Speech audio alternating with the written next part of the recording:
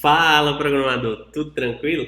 Então, seja muito bem-vindo a mais um Direto ao Ponto e hoje eu vou te ensinar como acessar os valores que estão dentro do seu vetor na linguagem C, beleza? Então, te liga comigo aqui no código que eu vou te ensinar agora.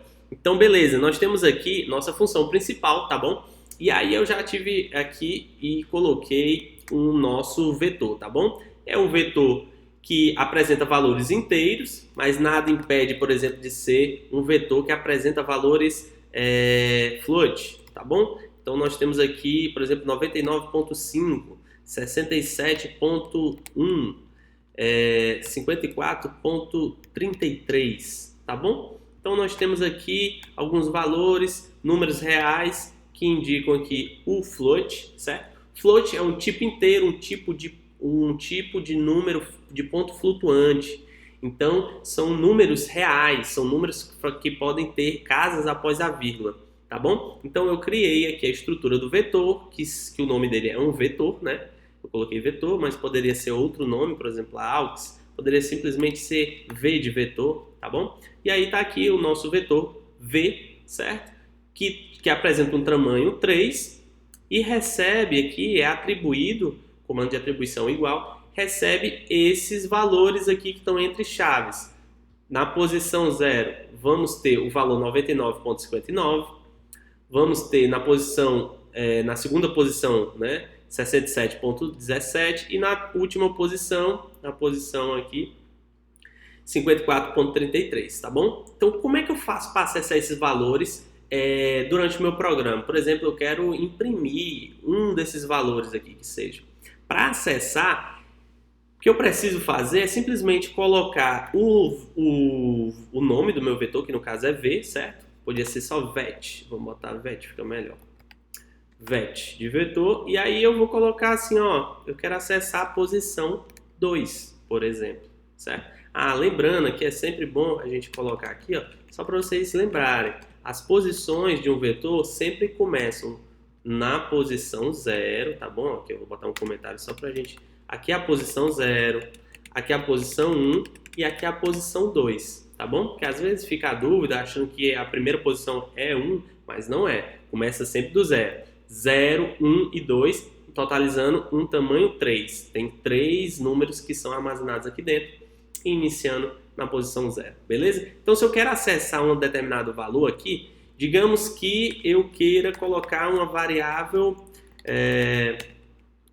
auxiliar aqui por algum motivo, e aí eu vou atribuir a ela um valor que está dentro desse meu vetor, ok? E eu quero que o valor que seja armazenado em aux seja o valor 67.17. Para eu armazenar esse valor, eu preciso acessar esse vetor, tá certo? E para eu fazer o acesso a ele, eu preciso dizer qual é o nome do vetor que eu estou querendo acessar e a posição que eu desejo acessar. A posição é a posição 1. Então, abre e fecha o colchete aqui e coloco aqui, ó, posição 1 e finalizo com um ponto e vírgula.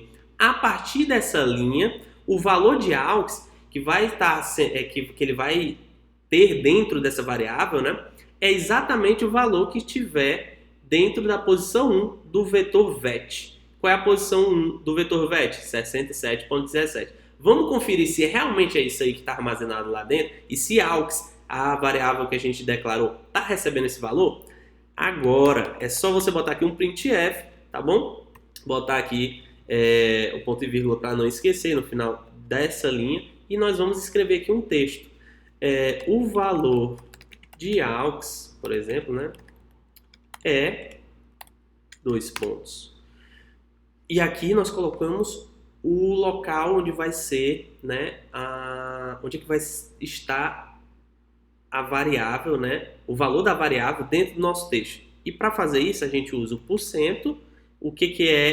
Qual é o tipo da variável que vai ser colocada aqui? É do tipo float. Então a gente vai colocar aqui um Fzinho aqui, certo? Para indicar que aqui vai ter uma variável do tipo float que vai ser colocada inserida aqui dentro desse texto. Aí colocamos aqui a vírgula e dizemos qual é a variável que vai ser colocada naquele %f que eu informei ali, que vai ser o aux, ok? Então pronto, o valor de aux é 2 pontos, aí aqui nesse local nós vamos colocar justamente é o valor de AUX, né? E o valor de AUX vai ser 67,17, que foi o valor que nós armazenamos, acessamos o vetor e informamos para ele ser colocado dentro da variável AUX. Vamos testar? Só apertar aqui em play, rodar e ver isso aí executando. Prontinho, eu esqueci de um /n, vamos colocar aqui o /n só para facilitar a nossa visualização ali no console, tá bom? Aqui colocamos aqui o /n, vou colocar 2 aqui, pronto. O /n, para quem não lembra, é o Enter, né? Você informa que você quer dar uma quebra de linha. Então pronto, aqui no console a gente vê, ó, o valor de AUX é 67,1699. O que foi isso, né? O que aconteceu aqui? Então, ele deu um valor aproximado. Por quê? Porque eu não informei no %F quantas casas decimais eu queria. E aí, por padrão, ele coloca 6 casas decimais após a vírgula, tá bom? Vamos consertar isso aqui? Então, a gente coloca aqui, ó, quantas casas eu quero informar após a vírgula. Eu quero 2. Então, eu só quero 2 casas aqui. E aí eu coloco ponto 2. Se eu quiser só uma, eu boto ponto 1. Quando eu botar ponto 2, ele vai parar, né, de informar todas essas linhas aqui que eu não quero. E ele vai informar corretamente agora o valor que está lá na nossa...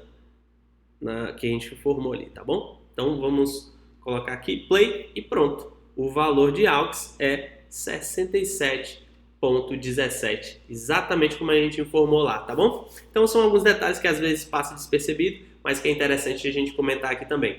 Então, se você gostou desse vídeo, clica aí em curtir. Se você tem alguma dúvida ou deixou de entender alguma coisa que eu falei, comenta aqui que eu vou estar te respondendo assim que for possível, tá bom? Então, um forte abraço e até a próxima.